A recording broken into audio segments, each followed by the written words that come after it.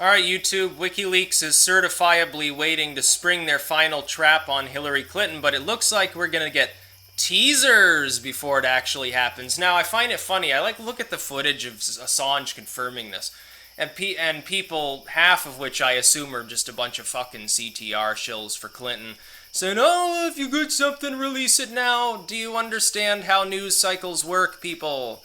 Do you understand about the inundation of information? You release some story, no matter how juicy it is, while there's another juicy story running, and you fuck yourself because fewer people pay attention to it. People tend to be only able to focus on one or two things at a time.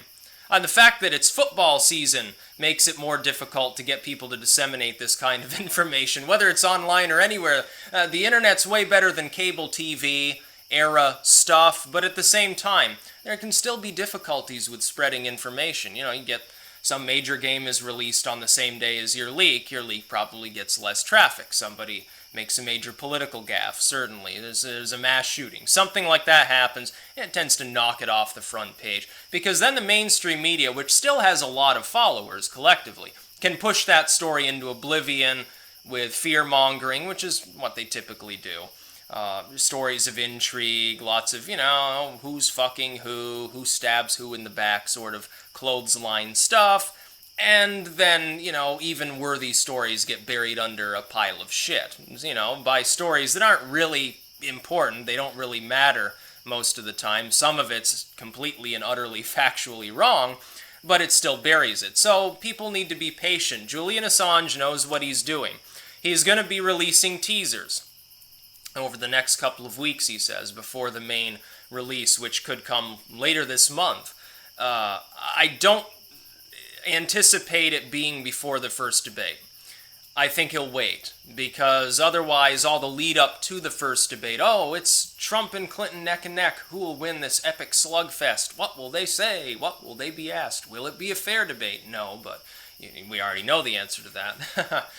Essentially, it would make more sense, I guess, to wait until after the first debate, between that and the vice presidential debate, to release the big stuff, to bring out the big guns. Let Trump go in without the benefit of such a leak first. Let him smash her down on trustworthiness and then reinforce it with the Wikileaks leak. I think that Assange is doing this and focusing on Hillary at this point because I have a feeling, and I wasn't joking when I said this before, I think that the dude who tried to sneak into the Ecuadorian embassy over there was a Clinton hitman, and I think that Assange knows this. I think he's out for blood now, not in a literal sense, but a figurative one. He wants to destroy our campaign as a little bit of tit for tat for trying to have him killed, which appears to be what the motive was. There's no reason to believe it was why would it be burglary? Oh, I'm going to break in and steal Julian Assange's laptop. Well, he's probably in the room. He's going to punch you in the face for trying to take it. It's going to turn into a murder anyway. The motive was probably murder, let's face, probably assassination.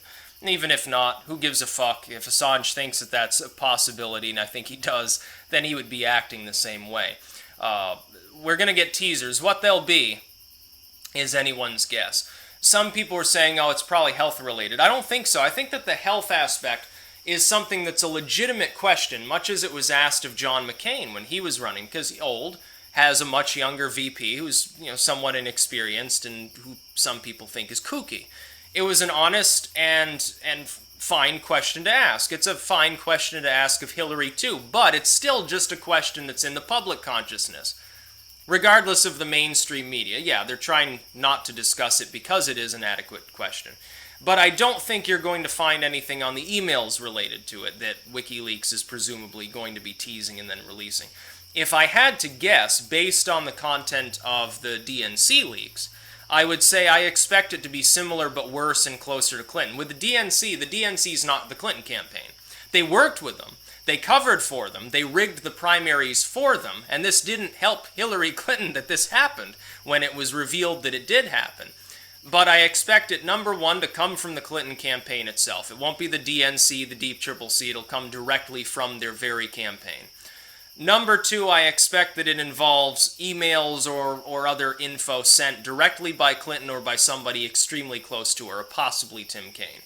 Number three, if I had to hazard a guess as to what specifically in there would be damaging, racial slurs, insults of high-level donors, or lists thereof of their various things. Admission of crimes, perhaps banter about fooling the FBI on the email server investigation or something akin to that.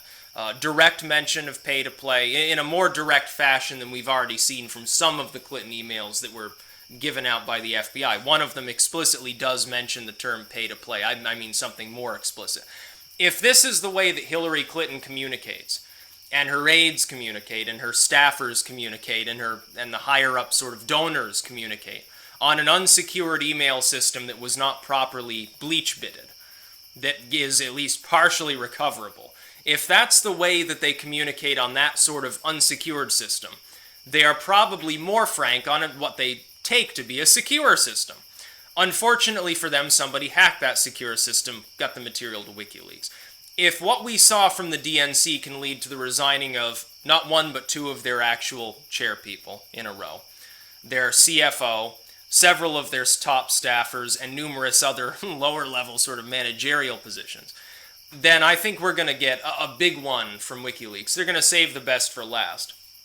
If he estimates that it will have an impact on the race at all and be more damaging than the DNC and DCCC leaks, then it's got to be quite significant. It's going to be probably the game changer of the election. My estimation before Wikileaks was even involved is that Trump would win. That Trump would be somewhat behind till the debates, and that at that point he'd take the lead. He'd end up being the next president. But several things, fortuitously for him, have happened since then. You've gotten leaks by WikiLeaks. You've had Hillary make several major mistakes, especially the Reno speech. That's what it was. That coincides with when she significantly declined in the polling. Trump has outraised expectations on the monetary end as far as grassroots donations. He has gotten some corporate donations now, even though he's not directly soliciting them. It looks like the Never Trump crowd has died down to very, very little or nothing, at least within the party. Some people defected to the Hillary camp. They're no longer essentially in the Republican Party.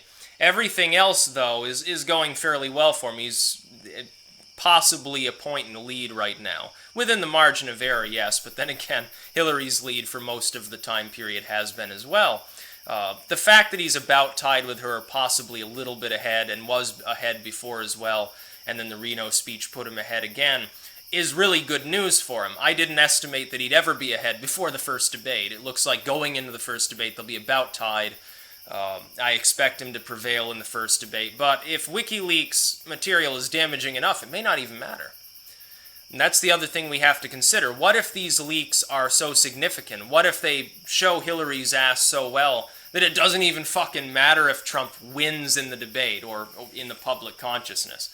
I expect him to do well, but what if he completely bombs? He just suddenly completely falters, and then WikiLeaks releases something saying, oh yeah, here's Hillary admitting to having Seth Rice killed. Here's Hillary Clinton talking about those damn black people that she has to be around, how she hates being at meetings with Jesse Jackson, and she hates Hispanics and stuff and calls them the help behind the scenes, or makes all sorts of racist jokes. What if something like that is released? We have to take that into consideration. It's possible.